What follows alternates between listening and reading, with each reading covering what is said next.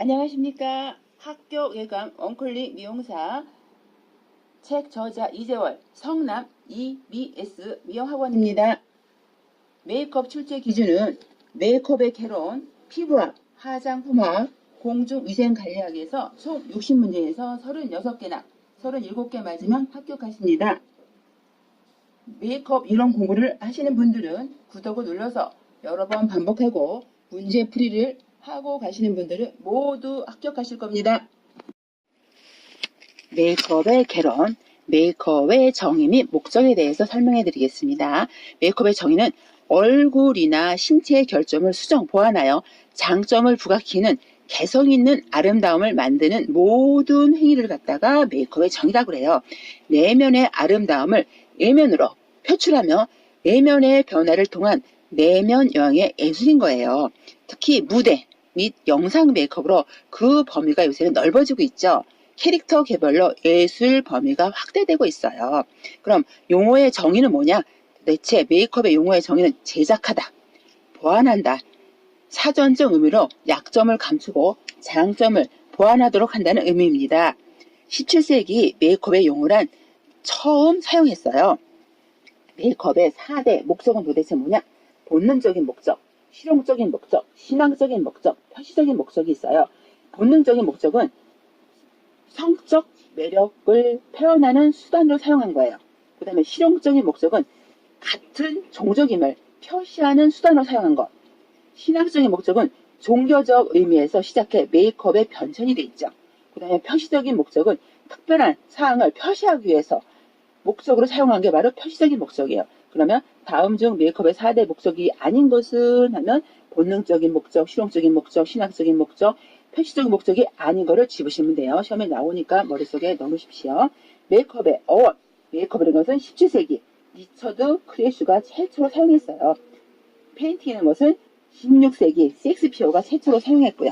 그 다음에 우리나라 화장의 용어에 대해서 설명드리겠습니다. 담장, 담장은 피부 손질을 위해 옅은 화장, 기초 화장을 말하는 거죠. 농장은 담장보다 약간 짙은 화장, 색채 화장을 말하는 거고요. 염장은 짙은 화장이면서 오염한 색채를 표현한 화장을 말해요. 응잠은 농장과 비슷하면서 좀 더 또렷하게 표현한 화장으로 홀레 등의 의뢰에 사용했어요. 신부 화장을 말하는 거죠. 응장은. 그 다음에 성장은 남의 시선을 끌 만큼 화려하게 표현한 화장. 그 다음에 야용은 분장의 의미죠. 미용은 얼굴의 치장, 행위에 가리키는 걸 말하는 거고요. 단장은 피부 손질, 얼굴에 치장하는 거, 옷차림, 장신구 등을 취해를 수수하게 표현하는 것을 갖다 단장한다 그러죠. 장식은 피부 손질, 얼굴 치장, 옷차림, 장신구, 차례를 화려하게 표현하는 것을 장식한다 그러죠. 그다음에 지분은 연지와 백분의 약자를 말하는 거고요. 분대는 백분과 눈썹, 먹을 이용하는 거. 장염은 화장품과 화장품 도구들을 장염이라고 해요. 메이크업의 기원은 어떻게 되냐? 미화설, 보호설, 위장설로 나눌 수 있는데 미화설은 타인에게 자신의 신체를 아름답게 보이게 하거나 우월성을 표현하기 위해 사용했던 학설을 갖다 미화설이라고 해요. 보호설은 자기 자신을 어떤 위험으로부터 보호, 유정하기 위한 지장의 미화의 수단으로 발전했던 학설이 있습니다. 보호설은. 그 다음에 위장설은 원시 고대인들이 새의 깃털이나 짐승의 뿔 혹은 식물의 색소 등으로 위장하여 전투에서 적을 위협하거나 은폐하는 목적을 사용하는 학설을 갖다가 바로 위장설이라고 합니다. 그 다음에 신분 표시설은 개인의 계급, 신분, 부족, 우월성의 수단으로 사용했던 학설을 갖다 신분 표시설이라고 하고요. 장식설은 인류 최초의 화장의 목적은 장식이라는 학설을 지배적으로 썼어요. 그 다음에 원시시대 인간은 옷을 입기 전에 나체 상태에서 피부에 그림을 그려 넣거나 조각, 문신, 화학을 새겼는데 이것을 화장의 시초로 보는 학설들이 갖다가 장식설이라고 하죠. 종교설은 주술적 종교설 행위로서 색성을 부여하거나 향을 부여하여 병이나 재앙을 물리치고 신에게 경배하기 위한 수단으로 이용했던 학설을 갖다가 종교설이라고 합니다. 다음에는 서양의 메이크업에 대해서 설명해 드리겠습니다. 서양의 메이크업은 이집트는 고대 미용의 발생지예요. 서양에서 최초로 화장을 시작했고요. 해나, 식물 색소, 가발 등을 사용했어요. 그리스에서는 일반 여성들은 피부 손질 외에 거의 메이크업을 하지 않았어요. 헷타리아라고 불리는 무예나 악기를 다루는 계급의 여성은 이집트의 화장술을 전수받아 더욱 체계화를 시켰어요. 로마에서는 청결, 목욕 문화를 활용했죠. 백납분. 르네상스에서는 문해 부흥 운동으로 연극 분장과 의상이 함께 발달했어요. 영국의 엘리자베스 1세 때 남녀 모두가 화장을 했죠. 바르코 시대에는 화려한 의상에 농후한 화장을 분, 립스틱 등을 많이 발라 두껍게 화장을 했어요. 향수, 패치에 사용했고요. 그 다음에 1910년도에서는 아르노보가 등장했어요. 오리엔탈의 영향으로 선에 대한 표현과 강렬한 색소가 등장했어요. 제1차 세계대전 이후에 미용은 토탈의 개념에 전개가 된 때가 바로 1910년도예요. 그 다음에 1940년에서 50년대는 어떻게 했냐? 크림형 및 액체형 파운데이션이 개발됐어요. 리필형 립스틱이 성행했고요. 1949년도에는 사슴의 눈 모양의 아이 메이크업이 유행했어요. 1950년대 중반에서는 만다린 식의 메이크업이 유행했죠. 그 다음에 1960년대에서는 히피 문화가 등장했고요. 영국의 모델 트위기가 화장법을 유행시켰어요. 1970년대에는 라이트 파운데이션이 등장했고 눈썹 형태로 더욱 자연스러워졌어요. 그리고 한국 메이크업에 대해서 설명드리겠습니다. 고대에는 베이지 그림으로 피부를 부드럽게 하여 동상 예방을 해주기도 했고요. 오줌으로 피부 미백 및 보습을 줬고, 고구려에는 머리에 간을 쓰고 뺨과 연지 화장을 했어요. 고려에는 분대 화장과 비분대 화장으로 나눠졌는데, 분대 화장은 기생을 중심으로 한 화장을 짙은 화장을 갖다가 분대 화장이라고 그래요. 비분대 화장은 어염지 여성들, 일반 여성들 옅은 화장을 말하는 거고요. 조선에는 어염지 여성들의 생활 화장과 기생, 궁녀의 분대 화장이 더욱 뚜렷해졌어요. 어염지 여성들의 생활 화장도 평상시에 청결 유지에 혼인, 연애, 외출 시에 화장으로 세분되어 있었죠. 조선시대에. 그리고 매분부라해서 화장품의 행사를 했어요. 보염소는 뭐냐? 궁중에서 화장품 생산을 전담 간청했던 것을 보염소를 했던 시대가 바로 조선시대예요. 그 다음에 1900년도에서 1930년대는 수입 화장품에 의존했어요. 우리나라가. 1922년도에는 박가분의 정식으로 제조 허가를 맡은 시기가예요. 1940년대는 현대식 화장법이 도입됐고요. 1960년대는 국산 화장품 생산이 본격화됐어요. 색채 화장법이 시작됐죠. 1970년대는 입체 화장이 생활화됐어요. 토탈 콤비네이션이 등장됐고요. 부분 화장을 강조할 때가 바로 어디냐? 1970년도예요. 1990년도에는 기초 화장품, 미백, 주름, 개선이 화장품이 대중화되기 시작했습니다. 메이크업 베이스의 기능에 대해서 설명해 드리겠습니다. 피부의 보호막을 형성하여 파운데이션 및 색조 화장으로부터 피부를 보호해줘요. 파운데이션의 표현 효과 상승 및 밀착력을 높여주죠. 메이크업 베이스는 피부색을 보정해주고요. 메이크업 지속 시간을 높여줘요. 그 다음에 프라이머의 기능이 도대체 뭐냐? 피부 위에 미세한 요철을 메워 실크처럼 매끈한 피부를 만들어주는 역할을 하는 것 같다가 프라이머가 기능하는 거예요. 과다한 피지 분비를 막아 도자기 같은 피부를 연출해주죠. 피부의 결을 컨트롤하여 매끈한 텍스처 표현을 해줄 때 프라이머를 쓰죠. 그 다음에 파운데이션의 기능. 파운데이션은 피부색을 일정하게 조절하여 아름답고 자연스러운 피부색을 표현하는 게 목적이에요. 기미, 주근깨, 잡티 등의 커브에 포인트 메이크업을 돋보이게 해주고요. 자외선, 온도 변화, 공해, 먼지, 바람 등으로 피부를 보호해주는 역할을 해요. 파운데이션이. 색상이 다른 파운데이션을 하이라이트와 쉐이딩으로 나누어 발라줌으로써 얼굴의 윤곽을 수정하여 입체적인 메이크업으로 완성하기도 하죠. 메이크업의 기본 세 컬러가 뭐가 있느냐? 베이스 컬러, 쉐이딩 컬러, 하이라이트 컬러가 있어요. 베이스 컬러는 얼굴 전체에 도포하는 컬러로 모델의 피부색에 거의 같거나 한 단계 밝아도 무방해요. 주로 귀 뒤나 목덜미 제품을 발라 테스트를 해주는 거예요. 그 다음에 쉐이딩 컬러는 베이스 컬러보다 하나에서 두 단계 어두운 컬러로 코의 측면, 각진 턱, 넓은 이마 등에 사용하여 수축, 후퇴, 숙소 보이게 하는 효과를 갖는 게 바로 쉐이딩 컬러고요. 하이라이트 컬러는 뭐냐? 베이스 컬러보다 1에서 2단계 밝은 컬러로 T존 부위, 눈 밑, 턱, 입술 밑, 야인 뺨 등으로 사용하여 팽창, 확대되어 보이는 효과를 주는 게 바로 하이라이트 컬러예요. 파우더의 기능은 뭐냐? 파운데이션의 도포 후 번들거림을 방지해주죠. 파우더는 메이크업을 오래 지속시켜줘요. 차분하고 자연스러운 피부색을 표현해주고요. 난 반사 효과를 지니고 있어 자외선으로부터 보호를 해줘요. 컨실러는 뭐냐? 커버 스틱이라고도 하며 파운데이션을 바르기 전에 심한 잡티나 점 부위에 부분적으로 바르는 것 같다가 컨실러를 바르죠. 커버력이 아주 우수하죠. 잡티 또는 흉터를 커버에 아주 용이해요. 아이라이너 형태의 특징에 대해서 말씀드리겠습니다. 아이라이너는 펜슬 타입이 있고 리퀴드 타입이 있어요. 펜슬 타입은 뭐냐? 자연스러운 분위기를 연출하여 그리기 쉬움으로 초보자에게 적합한 게 바로 펜슬 타입이에요. 정교한 아이라인 연출이 어렵죠. 쉽게 번지거나 지워지기 쉬워요. 근데 그런 반면 리퀴드 타입은 선명한 눈매를 만들 수 있으며 번지지 않고 오래 지속돼요. 내수성, 방수성, 부착성이 아주 우수하죠. 시스루 수정이 어렵고 쉽게 번지거나 지워지지 않아요.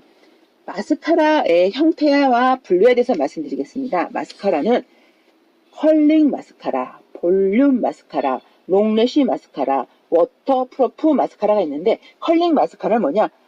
하드한 느낌을 주는 원료를 사용하여 속눈썹의 컬을 잘 살려주는 때는 컬링 마스카라 쓰는 거예요. 볼륨 마스카라는 내용물이 많이 발라져 속눈썹이 풍부할 때, 속눈썹이 별로 없을 때는 볼륨 마스카라 해야 되겠죠. 롱 래쉬 마스카라는 섬유소가 들어있어서 속눈썹이 길어 보이는 효과를, 속눈썹이 짧은 사람들은 속눈썹이 길어 보이는 롱 래쉬 마스카라를 쓰셔야 돼요. 그 다음에 위터 프로풀 마스카라는 건조가 빠르고 내수성이 좋아 여름철에 사용이 적합한 게 바로 워터 프로프 마스카라입니다. 또 립 메이크업의 종류 및 특징에 대해서 설명해 드리겠습니다. 립스틱이 뭐냐? 스틱 상태로 되어 있거나 용기에 담겨져 있어 가장 일반적인 형태로 색상, 질감이 다양해요. 발색도가 진하므로 립 브러쉬를 이용하여 입술 모양을 보완하여 새로운 이미지를 연출하고 얼굴의 생기와 아름다움을 나타내기 쉬워요.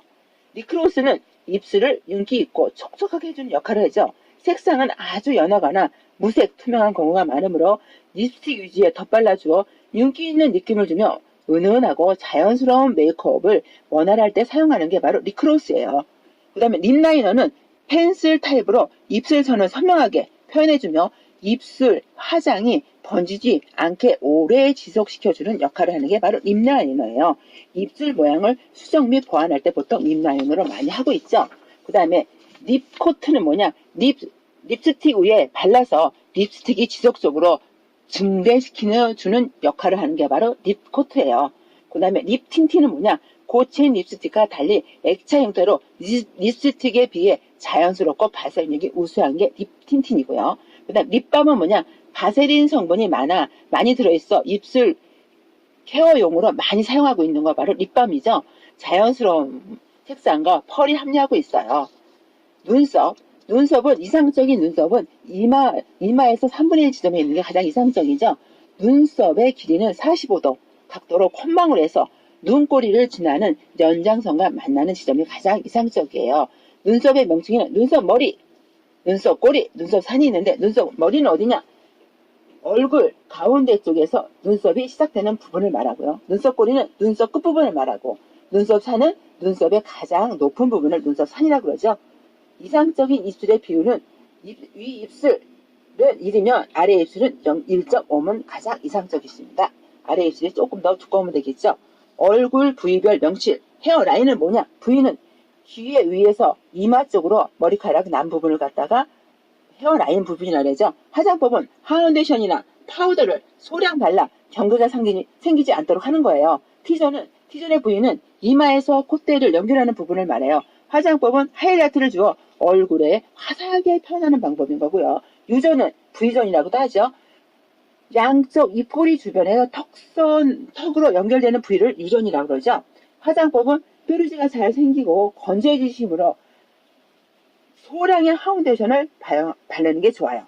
그 다음에 Y존은 눈 및 강대뼈 부위에 Y 모양의 부위를 갖다가 Y존이라고 해요. 화장법은 피부의 움직임과 잔주름이 많아 파운데이션을 이것도 소량 발라주는 게 좋고요. X존은 부위는 어디냐? 귓볼에서 턱선을 이어 입꼬리를 향하는 부위를 갖다 X존이라고 해요. 화장법은 쉐이딩이나 하이라이트를 주어 얼굴에 윤곽 수정을 해줄 때 좋죠.